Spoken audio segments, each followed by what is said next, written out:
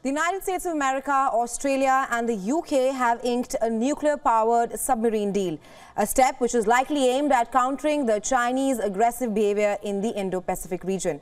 With this, Australia will be buying 5 US nuclear-powered submarines. To talk more on this and what kind of implications will the latest AUKUS pact have on the future security of the rest of the world, we're now being joined by Dr. Malcolm Davis, a senior analyst at Australian Strategic Policy Institute. Thank you so much for joining us, Dr. Malcolm. My pleasure. I want to first start by asking you that take us through this significant deal and what it means for Australia. Okay, well, this announcement today focused on Pillar 1 of the AUKUS agreement. Now, AUKUS is a technology sharing agreement between Australia, the United States and the United Kingdom. There's 2 pillars or 2 pathways for AUKUS. Pillar 1 is about Australia acquiring nuclear propelled submarines, not nuclear armed. Pillar 2 is about collaboration on advanced technologies. So this one today was all on the nuclear submarines, and essentially what it says is that Australia will purchase up to 5 Virginia-class nuclear submarines from the United States, and then transition over to what is being called an SSN AUKUS class that will be based on a British design in the 2040s. But we'll get our first nuclear submarine by about 2032, 2033. Right, absolutely, Dr. Malcolm. Like you mentioned, that Australia will be getting 5 nuclear-powered submarines. But I want to ask you as to why is Australia buying nuclear submarines? What is the need? Okay, well, the need is that we face a much more adverse strategic environment. We are facing a rising China that is far more assertive and aggressive. There's concerns about China's intentions, particularly in the second half of this decade in relation to Taiwan. And more broadly, China's ambition to establish regional hegemony across the Indo-Pacific region that excludes the United States. So the future that we don't want to see is a future whereby China is the dominant actor in the Indo-Pacific region. The US has been essentially retrenched from the region, and we need to prepare for that potential worst-case scenario by having a greater degree of self-reliance. Nuclear submarines give us part of that solution in terms of greater self-reliance, greater ability to project power and defend our interests across the region.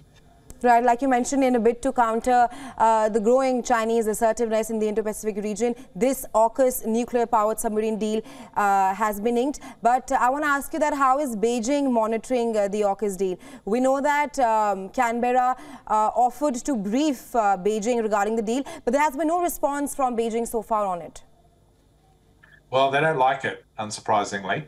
But frankly, we shape our defence policy to our own needs, not to please Beijing. You know, we are obviously seeing a lot of criticism coming from Beijing, but really it's the old saying of the pot calling the kettle black.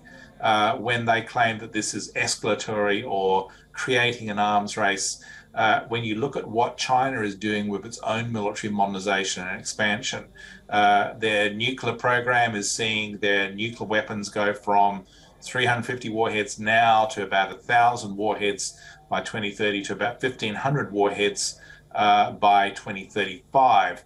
And their submarine program is seeing a rapid expansion and rapid modernization, including much more capable nuclear-powered submarines.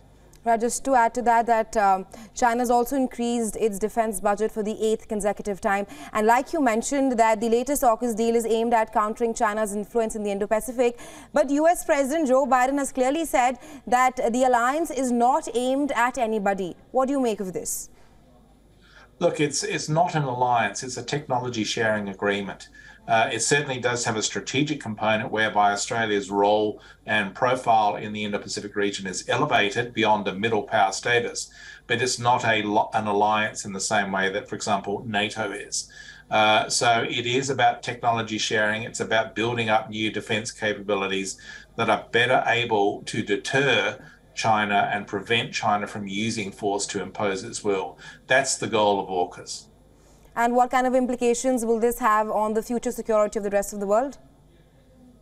Well, I think what you are seeing is the US, the UK, Australia working more closely together you're likely to see, for example, Japan, South Korea, and India seek closer defense relations. Already, the Quad is an important organization in terms of security and defense cooperation in many respects. So I think you are seeing the beginnings of multilateral security arrangements emerging in the Indo-Pacific region that are well placed to deter China and prevent the sort of use of force that we are worried about that China could use in the second half of this decade. Right, I was just coming to that, Dr. Malcolm, that how will the latest submarine pact boost Quad's deterrence capability? Look, Australia is looking to get nuclear-powered submarines. India has nuclear-powered submarines. There's an obvious potential there for defence cooperation between Australia and India on maritime security and sea power and naval capability. We can share information and learn from each other in terms of nuclear-powered submarine operations and maritime security. And I think that the Quad, whilst it's not a defence alliance and it's not a defence-focused grouping, ultimately is going to have to start thinking about hard security, traditional security issues more closely, including how to respond to a China that is not only seeking to exert itself in the East Asia region, but also to project power into the Indian Ocean, into India's backyard. And I think Australia and India are well placed to work together in that regard. But absolutely. AUKUS is also one of the biggest single investment in Australia's defence capability in history. What kind of opportunities does the AUKUS deal bring on the table? How will it benefit the Australians? So it is expensive. We're talking about 368 billion Australian dollars over 30 years. Right. But that works out at about 0.15 GDP of the national budget. So it is manageable. I think it brings all sorts of opportunities in terms of growing our shipbuilding expertise, establishing a shipbuilding industry, developing a nuclear infrastructure expertise. We're probably not going to go down the path of civil nuclear power at this stage, but certainly we will need to develop the nuclear infrastructure to support these submarines in the coming decades, and that's going to enable us to grow new sectors of our economy. So I think that it's not just about the military dimension of AUKUS, it's also about the industrial and national dimension of AUKUS in terms of development of our industry capability. Right, Dr. Malcolm. Also give us more in perspective of groupings like AUKUS and Quad. They're shaping up when they say that they're not aimed at China or any other country. Well, I mean, I think that, they are driven by a China threat. We all see what China is doing in terms of its rapid military build-up, its growing presence and its attempts to expand its influence across the region. And so things like AUKUS and the Quad are actually responding to China in terms of how we see the challenge that China poses. China is considered the pacing threat to the United States in the sense that it's the one country that can challenge every aspect of US strategic influence and power.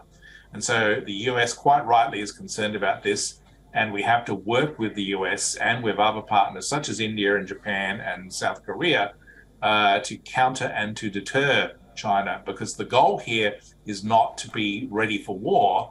The goal here is to essentially prevent that war from happening through deterrence. Right. Thank you so much for joining us on WION, Dr. Malcolm, and sharing your insights on this. Thank you very much. Thank you very much.